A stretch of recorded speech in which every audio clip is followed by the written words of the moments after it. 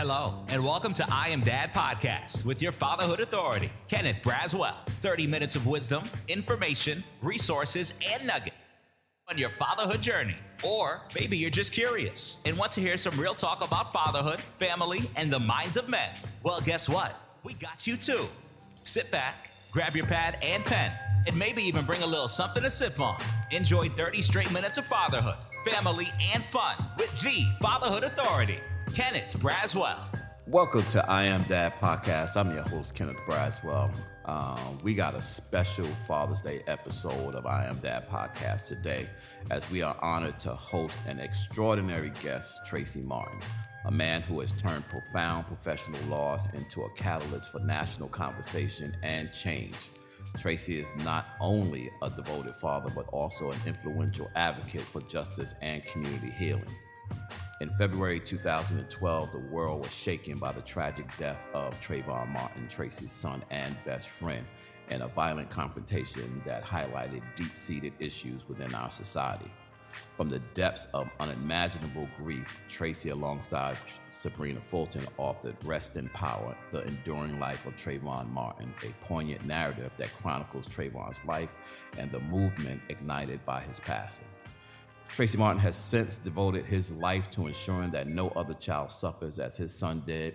He travels across the country engaging young men, young and old, urging them to communicate to our youth, their sons, daughters, and the children of our communities.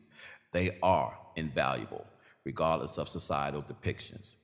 Through his impactful speeches and advocacy, Tracy fosters essential dialogues about race, justice, and the right to safety in our own neighborhoods and communities. Today, we dive into some powerful themes with Tracy, exploring how his journey has influenced his views on fatherhood, community leadership, and the ongoing fight for a safer and more just society. We also discuss practical tools and insights for handling confrontations and fostering resolution, aiming to equip our listeners with the knowledge to drive positive change. Join us in this compelling conversation as we learn from Tracy Martin's resilience and unwavering commitment to transform tragedy into a legacy of empowerment and advocacy. Let's bring him on. Good morning, sir. Good morning, my brother. How are you? I'm doing fine. As my old friend used to always say, it's better to be seen and not viewed. And so that's how I look at everyday life. And so it is such an honor to have you on. We were happy and honored to have you on a webinar that we did not too long ago on loss and grief, which was still being seen. I'm still getting emails about the content that we had in that, which means that, as we said on the webinar, we got to do more of that. We got to do deeper conversations about what loss and tragedy looks like in our community, and more specifically, what it looks like in men. And so I'm going to keep you active in our space and having that conversation. And there's some other things that I want to talk to you about as well. And we also, and I said this to you before, want to offer our services and our organization in support of anything that you're doing in any way that we can help or be of service to the work that you're trying to do across the country. We want to be involved in that. Definitely. So here at I Am Dad Podcast, we start each show off with a question that I don't give to my guests because I want it to be authentic, and I think it lends to the conversation we're about to have. And that question is very simple. It is, tell me your daddy story. Man, daddy story. I think I probably got one of the best daddy stories, man, that's out there. I'm a devoted, first and foremost, man, I just, want to give honors to God, who's the head of my life, man, and the head of my family life. And just having a great spiritual connection. It helps you be a good father. I think that my story as a dad, man, my kids call me Disneyland dad because I'm that daddy that I want to see my kids succeed. I want them to see them. I just want to see them happy. But also, I know that being a father here in America, man, especially a Black father, we can't let our kids become our friends.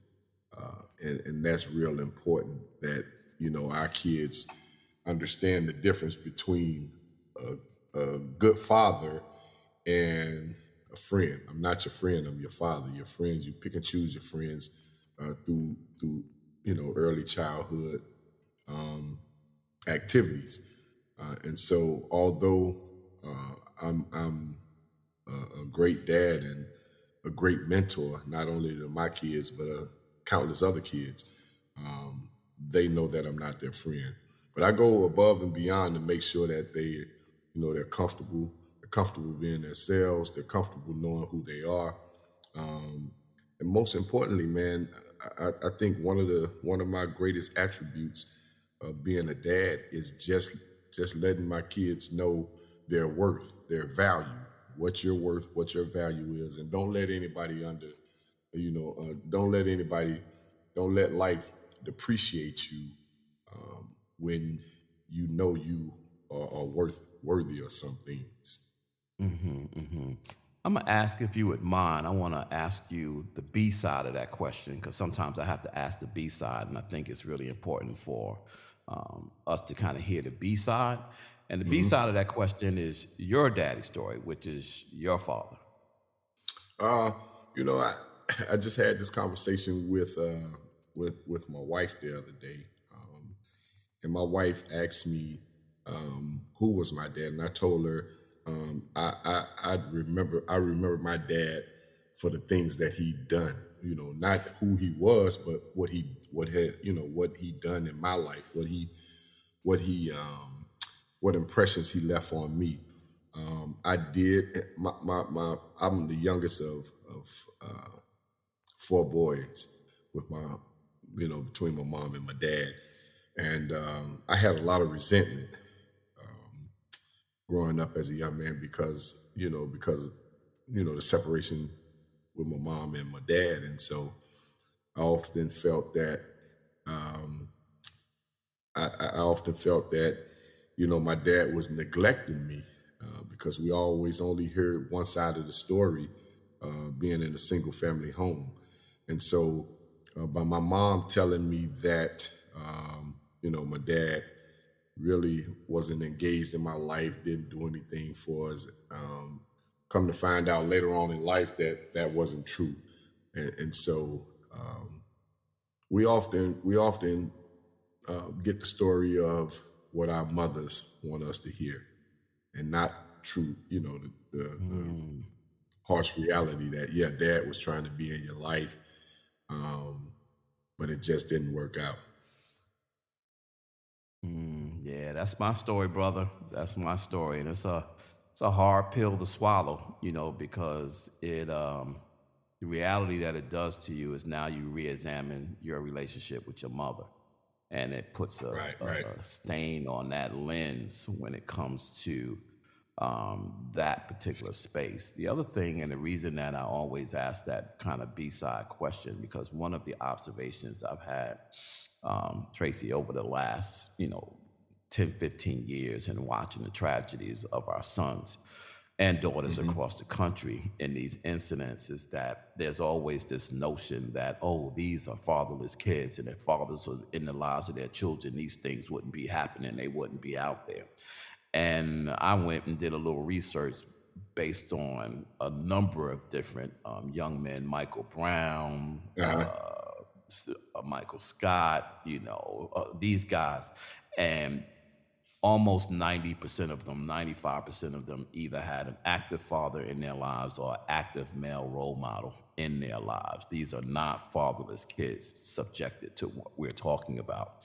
These are our black kids, black and brown kids, simple, plain, and period, to the point. And so the reason I asked you that question, because I always want to dispel the myth that we're talking about fatherless kids, Right, or right. kids that have extreme father absence, that this is not the source of what we're dealing with. There are other things that we have to grapple with. I remember, because I want to ask you, about your immediate feelings, the days following Trayvon's passing. But I remember when it happened, bro, I was at home and my son at the time, he must have been like 3 or 4 years old. And my nephew was with us, who was like 5 years old. And I remember how much it impacted them. They didn't really understand fully what was going on, but it impacted them, which is why I always say, it is why this was so jarring for our community, because not only did adults feel the pain of what was going on, but our kids felt the pain as well. Talk a little bit about what went through your mind on the days following his passing and how those feelings evolved into advocacy and activism for you today.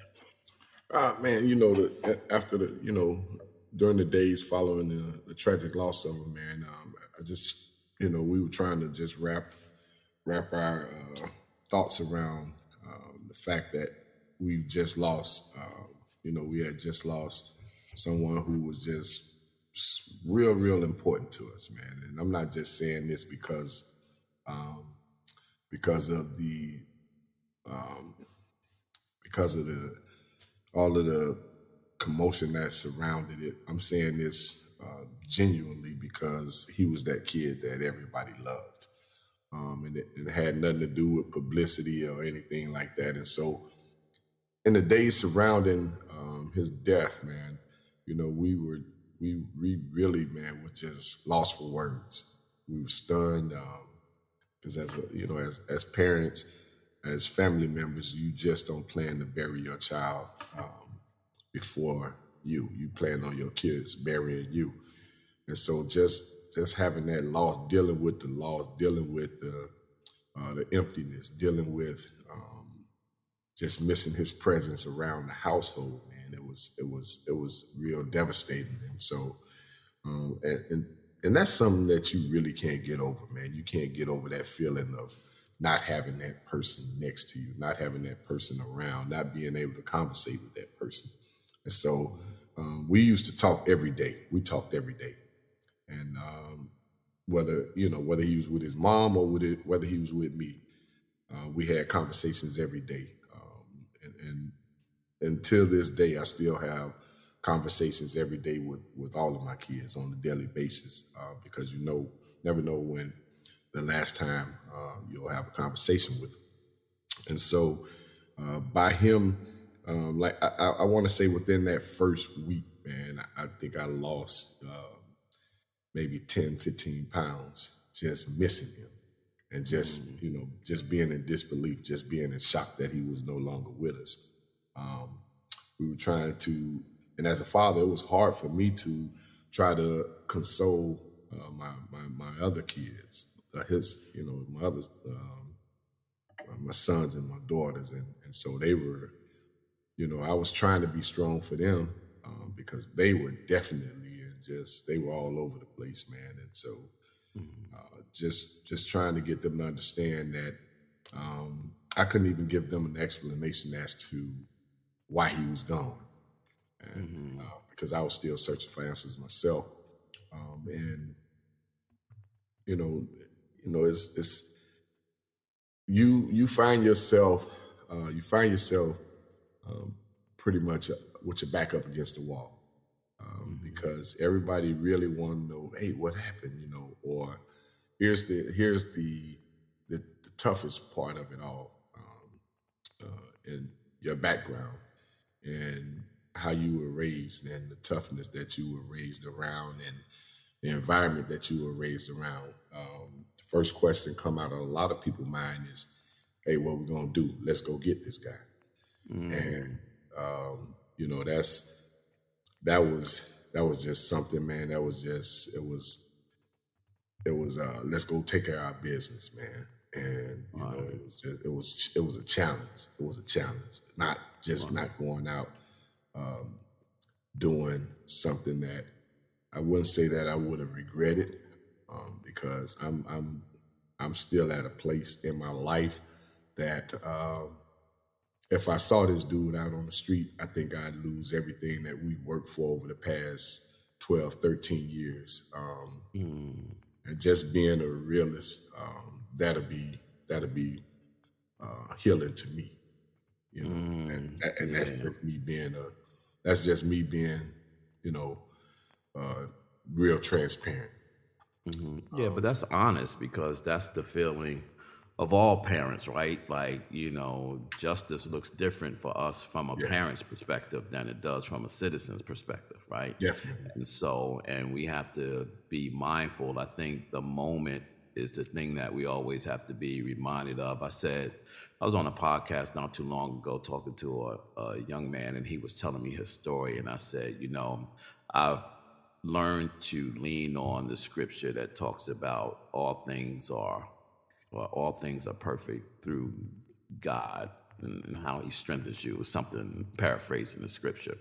But I was saying that, everything in life that happens to you is purposeful, right? And so even the bad, Right, and that God doesn't allow bad things to happen to good people without purpose. right, right. And if you can stay focused on the purpose, right, you can really, live out, the true calling that he has on your life.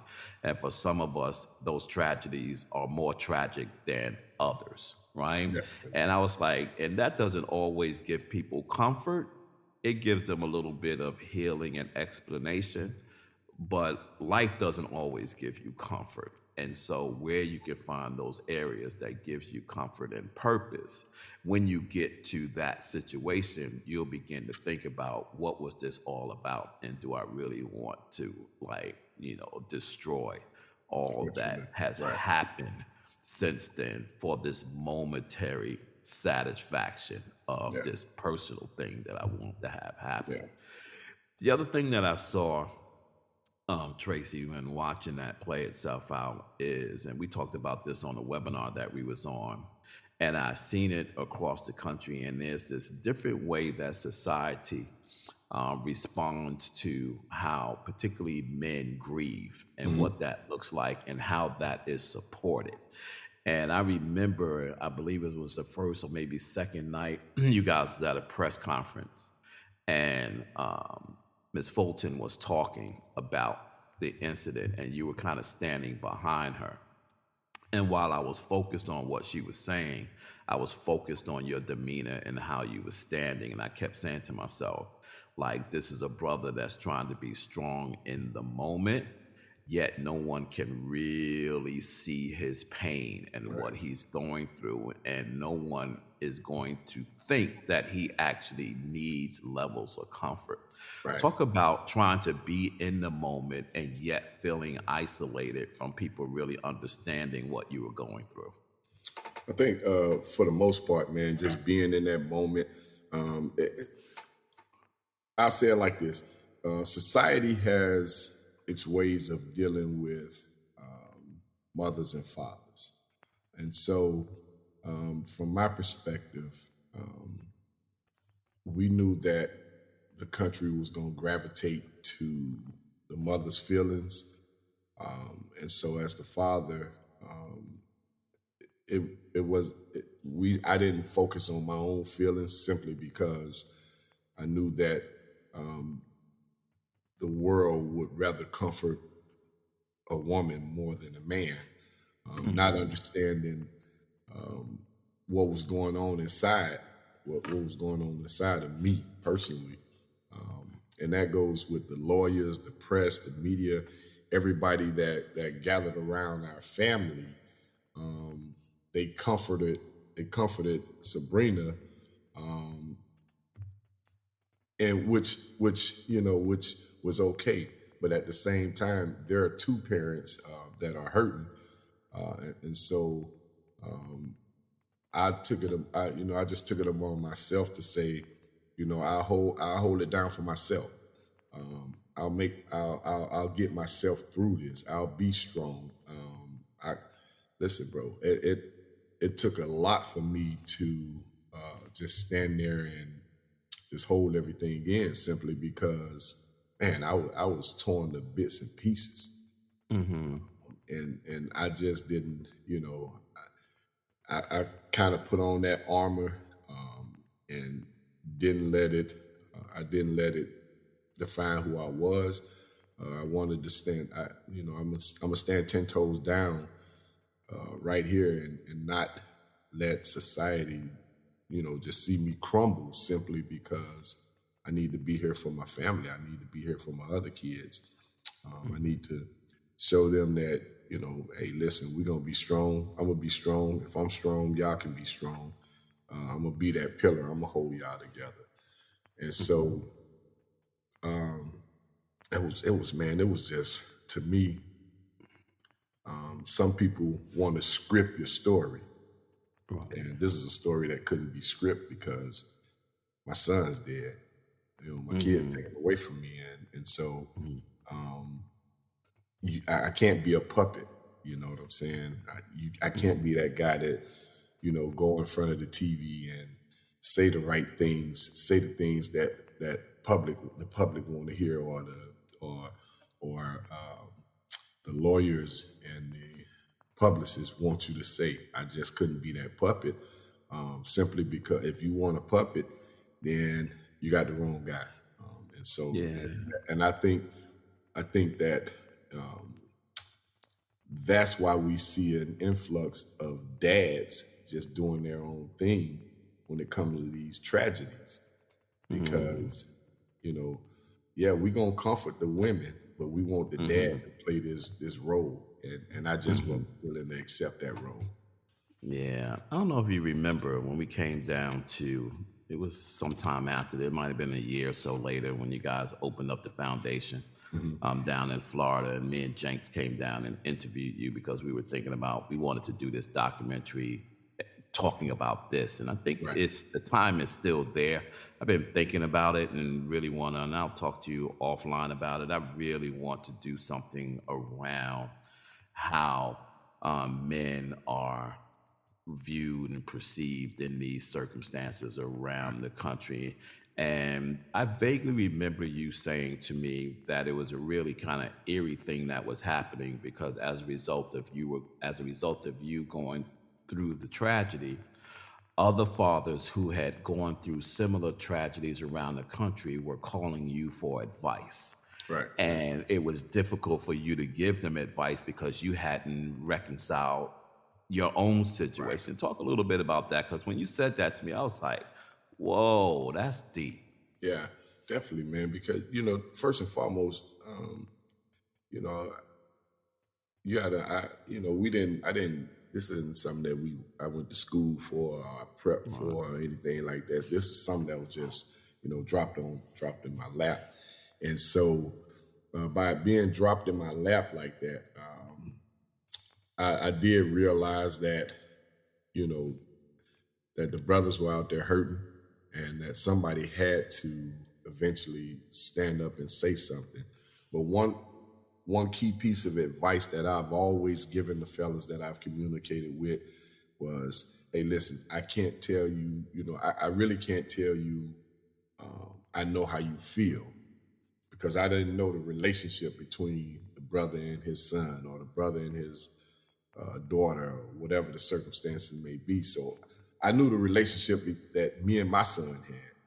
And so just to let another man know that I know how you feel, I thought I would be doing them a disservice. And so what I would tell them was, I understand what you're going through. And that's a big difference, because of some of our kids get taken away in different ways. Like a perfect example, man, I had a conversation with this brother. His son was killed in a carjacking. And, there are different circumstances, man. My son was killed minding his business. And so this brother's son was killed while in the commission of a felon. And so, I did sympathize with him, but we gotta, we just have to take a look at what got us to this point. What brought us to this conversation that we're having, and what was the circumstances. And anytime a life is lost, there's definitely going to be some heartache, some pain, but you got to understand the circumstances that led us to that heartache and pain. And so just being able to I kind of brought the brother off of the ledge with that conversation because it opened his eyes to the fact that his child was doing something that he wasn't supposed to be doing. Whether we want to know, whether we want to acknowledge that or not. And right now today, the brother's advocating for young brothers that's choose an alternative life that may jeopardize their lives. And so it's just a bunch of different conversations that we can have as men to understand, what brought us to this grieving point. And so understanding how we got to that point is what I focus on a lot now. How did we get here? Yeah, the other nuance I want to explore before we get into and leapfrogging into the work that you're doing now and how you're using or utilizing, your loss as a way to heal and help others, is that you and Sybrina weren't together at the time. But I often tell, fathers that we work with that once you have a child, like your relationship is forever. Yeah, definitely. Like this is what your experience is extreme forever, right? Because even when the child is not there, that doesn't change the nature of your relationship. Like you grieve together Yeah, forever. You are intimately connected to that person once you have a child. That is not about 0 to 18, and then after 18, like you don't have to be involved anymore with that person. At that point, life is just really just started, right? It right. hasn't like ended, it started. Talk to us a little bit about how that relationship strengthened or changed as a result of that, and talk about some of the successes that you had in recognizing the importance of fatherhood during that time. I think our relationship, we've always had a good relationship because we've always said that it's about co-parenting.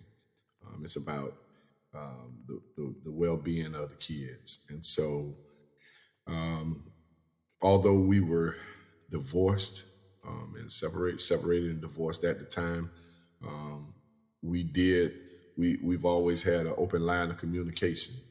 Um, we still attended functions together, not together, but we still attended functions that dealing with the kids, and so that we knew that would never change. And it was at one point where we were divorced, and the kids didn't know that we weren't together no more. That's Mm, just how good of a communication we communicated together. Um, but after the death of Trayvon, we knew that we had work to do. We had to do work because we were just trying to get justice and so forth. In order for us to come together and just rally the troops, we knew that we had to be viewed as uh, good friends and good co-parents, and so we've always worked on that, man. We've always been able to talk through the challenges of parenthood, and so I think the more we were on the road together, the more we became. Um, I wouldn't say business partners. We became um, uh, business advocates. okay. And it went from it was a partnership, and it still is a partnership because we knew then and we know now that there's a lot of work that needs to be done in our communities, and in order for us to do it um, from a parenting standpoint, is that we got to be on the same page. And although there'll be some hiccups here and there, there'll be some disagreements, but as partners, we know that we can agree to disagree, and Hmm. and come back and say, okay, here's the issue. Now this is what we can do to solve this issue. But we work great together, man. We talk on a regular basis. We see each other on a regular basis, and so I let her do a lot of the work because they're doing a lot of the women's work. They're involved with the women's march and the moms against this and the moms against that. That's their platform, Right. and they've always. I mean, as it goes back to what I said earlier, society gravitates more to the mom than they do to the dad. So Mhm. when you see all of the moms come together and their voices are loud, um, we should have that same platform. We just don't put the same energy towards that. Right. Now, you two also collaborated on writing the book Rest in Power. Talk a little bit about the book, why you decided to write the book, and how that helped heal people in the process. We decided to write the book because the people were telling the story. They were telling the Mm. story, and the story was wrong. And so, and at first, we had no intentions on writing the book until the different narratives were going out. And so we finally said, hey, if the story is going to be told about Trayvon, let us be the one who tell the story. And there were so many false narratives out there about who he was and what he was doing. I think we got an opportunity to give an in-depth look at who he was, who we were, how our story began, and how his story ended. And so it was real important that we defined who he was. Mhm. So fast forward now, you're in the game. You out here now. You advocating. You all over the Oh country. yeah. You speaking. As when you began to start organizing in your space, okay, this is this thing right now. Now I'm going to have to like pay this thing forward. What messages were you thinking about, and what exactly were you trying to say while you're out there talking specifically to youth? What is that conversation looking like? I think the conversation targeting the youth. The conversation was geared more to your value, your worth, your morals, your principles, your values, respecting your elders, and just knowing that society view African American men, boys and men, different. Um, Hmm. and I can recall, man, early on, I had a conversation, um, and one of the conversations with a group of young men. I was with the 500 role models of excellence, and one of the, I mean, a conversation that resonated with me until this day was the fact that there is no blueprint on how we tell our sons to leave out the house and come back home safe. There's no blueprint Mm. to it. There's no blueprint to fatherhood in the 21st century as an African American. Hmm. We shouldn't have to write a blueprint on how our kids leave our home and come back home safe.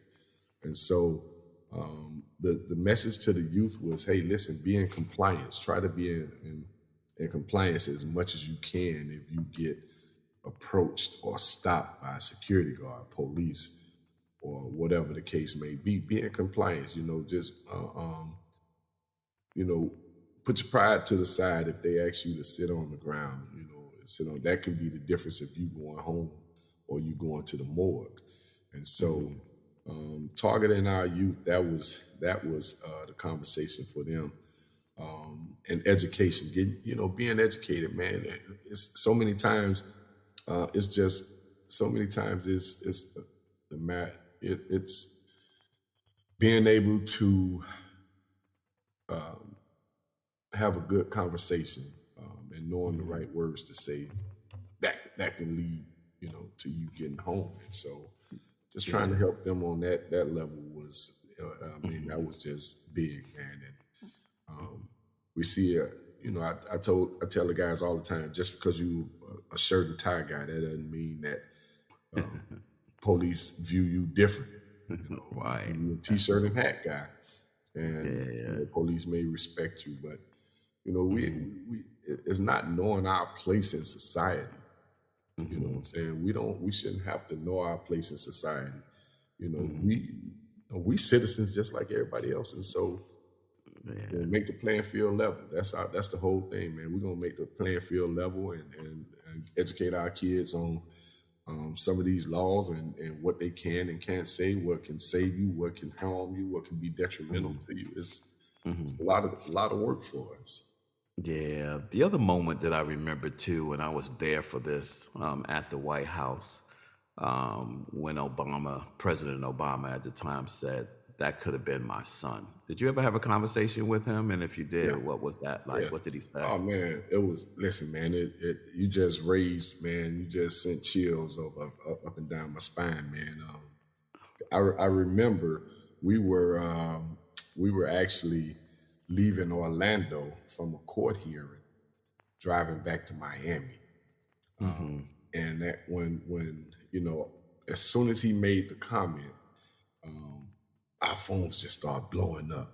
CNN, NBC, everybody was calling us because the most influential man in the country had just made a comment about our son.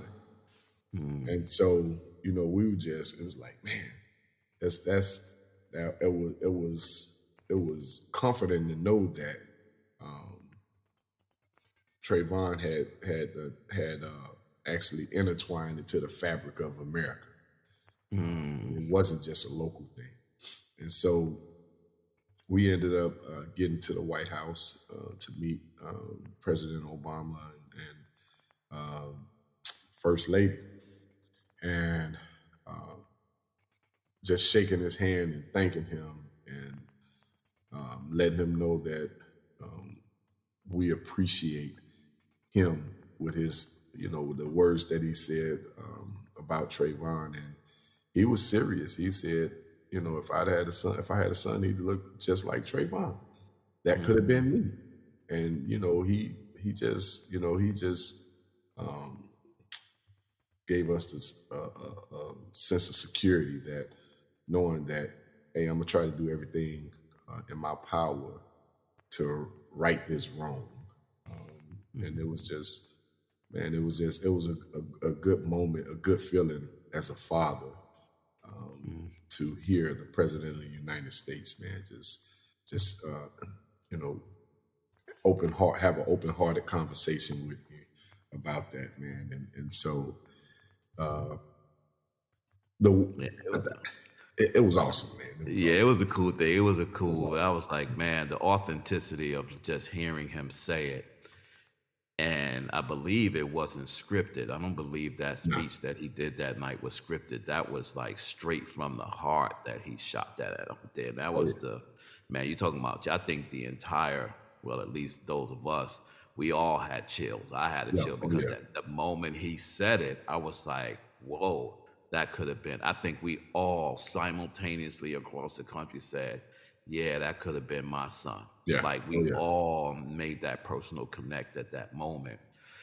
There's been, 3 deaths of black boys and or men in our history that I think were all pivotal moments um, in our history as black people in general in the country, but specifically for black people.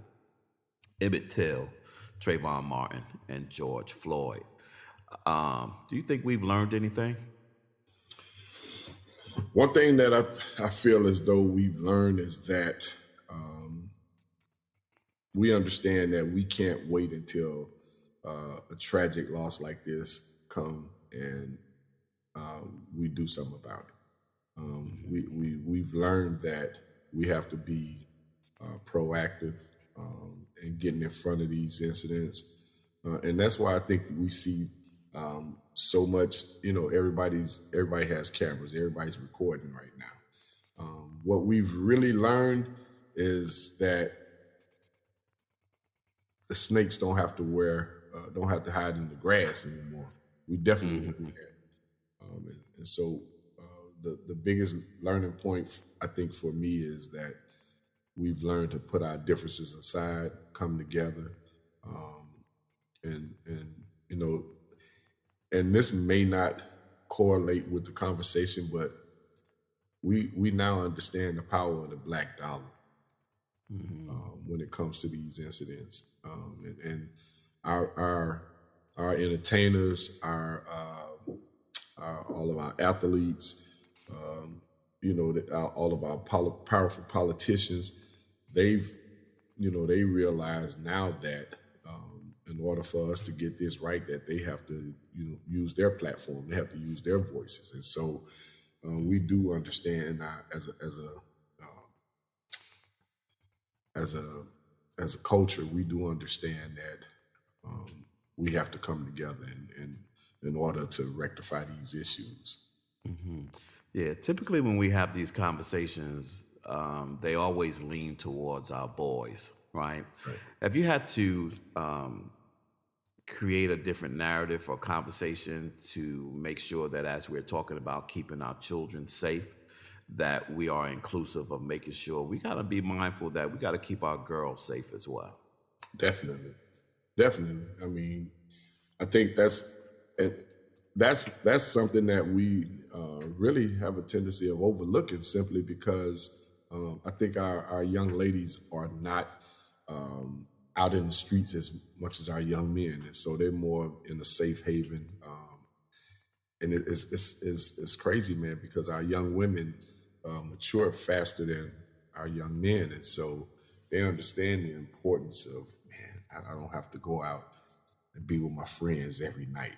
I don't have to do those type of things, and they take full responsibility before. Yeah, us as young men growing up, man. Listen, we ready to jump off the porch, so to Right. speak, before we before we really know what's going on. And so, Right. and I was that way, man. I jumped off the porch, man, at 12 years old.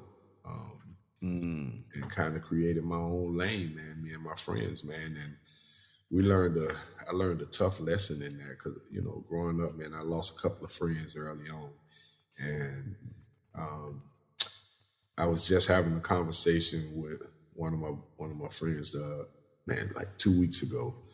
It's a group of us that we've been friends for 50 years, man. I mean, Mm. it's not one, two, three of us. It's like 12 or 13 of us. Mm. And out of our whole clique, I want to say two of them are deceased, three of them are deceased now. But man, we just to have like 85% of the guys that you grew up with still around, still alive, not incarcerated, still communicating. That meant a lot. What it showed was, listen, we gang banged. We gang banged hard at an early age, and for us to transition from the gang bang to become the guys that we've become today,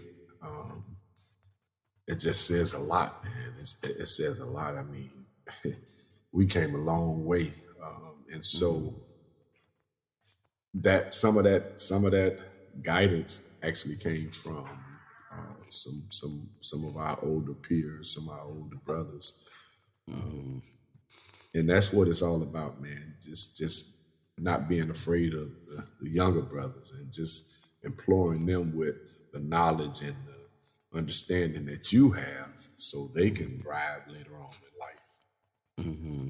Yeah, one of the other observations me and David had after we finished the webinar, and I said to David, I was like, man, I was like, last time I saw Tracy, his beard was jet black. It's like this dude is like white. It's like he looked like Moses coming off the Mount Sinai with the tablets on it. And so I know that's an indication of life is in you right now. Right. Yeah. But they always say, that gray and or white is a manifestation of increased wisdom. Like when you think about this, like what are the elements of wisdom that you have now that you didn't have 12 years ago?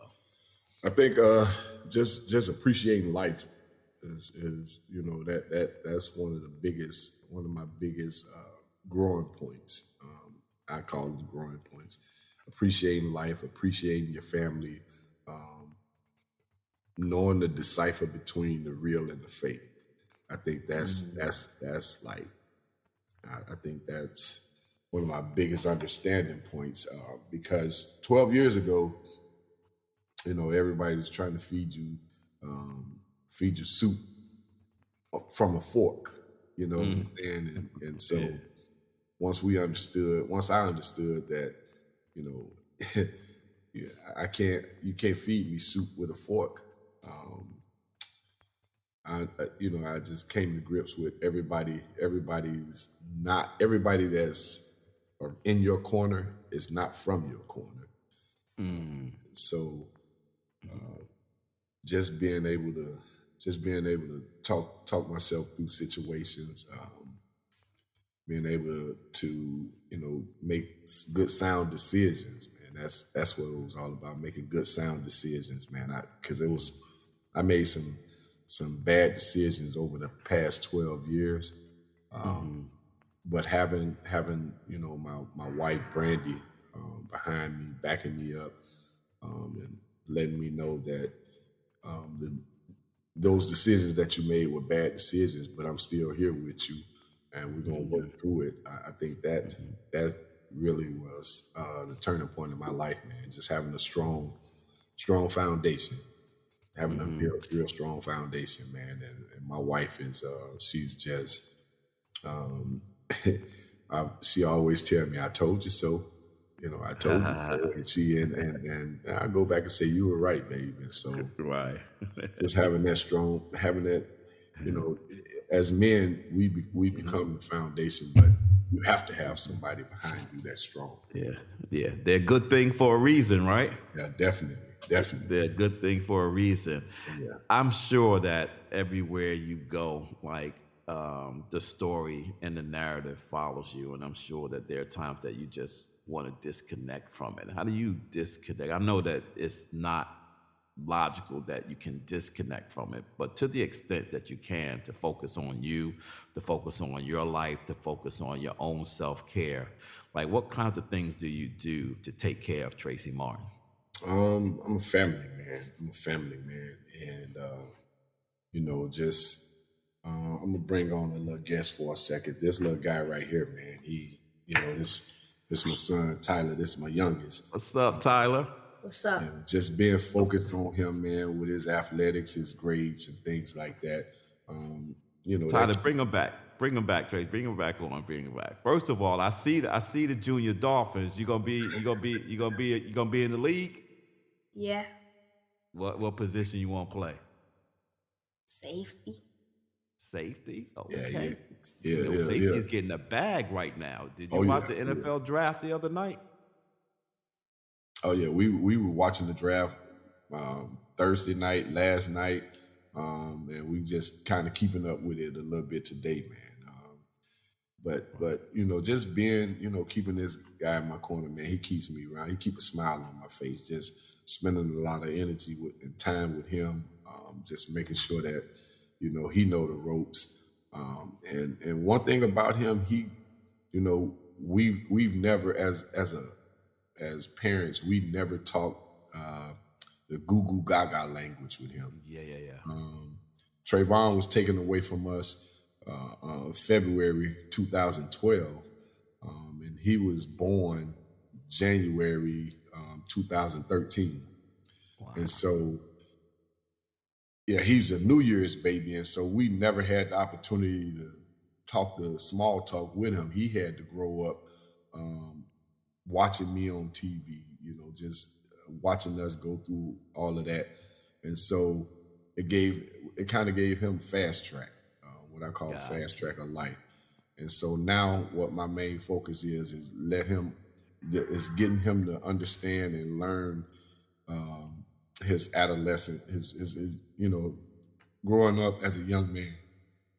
That's Hmm. going to be real important, man. We just teach him, the boundaries, man. How he can survive, how you can survive, how your friends can survive, how you be, how you gonna be a productive citizen or in life. And so, yeah, this is my it's my piece right here. Him and my Yeah, wife, they definitely my piece, and so we, that's how I decompress from okay. everything that's going on. Yeah, Tyler, I got two questions for you. Yes. The first one is, tell me one thing that you've learned from your dad. One thing that I learned. You should have a bunch of things. You should have a bunch of things. First, respect. First Yeah. and foremost, you should how to respect your elders and all of that. So Yeah, okay. So the second question is, tell me something special about your dad. Why is he special? Because he's special to me. You know what I'm saying? come on, you know what I'm saying. Okay. How old are you? You 11. said you 11. Yeah, that's an 11-year-old answer. I Yeah, get you. I'm gonna have to come back to you when you like 14, 15, when you about ready to walk into high school football. You're gonna have a different answer, yeah, man. different Know that we conversation. love you, brother. Know that we love you, okay, Tyler? All right. All Okay. right, nice to meet you. All right. That's so dope. Let's talk about this football thing now, brother, because you got you got a bunch of youth right Yeah, now that's in your space. Talk about how that's working in this and how you're using sports and football to kind of really harness, our young men today. I think football is just. It's just an activity, man. It's just, it's an activity. It's getting into the minds of our youth, getting them to understand, getting them how to understand how to be collaborative with other youth. Being a mentor, and I tell my coaches, we have the title as a coach, but we're more than coaches. We're mentors, we're fathers, we're uncles, we're brothers. And so some of the kids that are involved in our program, they don't have a father, Mm-hmm. and they look for us as the leaders to be that father figure. And so um, I would say at least 60% of the young men that play football in our program, they are brought to practice and dropped off to practice by their moms. Mm. So just that 2.5 hours that we have with them is more than teaching them football. We teaching them X's and O's, A B C Mm-hmm. D's, whatever the case may be. Man, we teaching them how to be a productive citizen in life. Because after you walk out those gates of the park, you still got to know. You still have to know how to carry yourself in society. And so just being a part of it, and just when you can't save everybody from Mm-hmm. the streets, but if you can save a certain percentage of those kids from the streets, man, then our job is done. Mm-hmm. How can fathers help in moving this narrative you're talking about? And what should fathers know about their responsibility in ensuring that their children understand things like community safety, racial justice, respect, all of those kinds of things that you're teaching these children in football? I think the first thing is that we, as a father who's disconnected from his child, and a lot of fathers become disconnected from their kids simply because of the hatred and the anger and frustration from the relationship. Mm-hmm. And so just reconnecting yourself with your child first and foremost is where we need to start.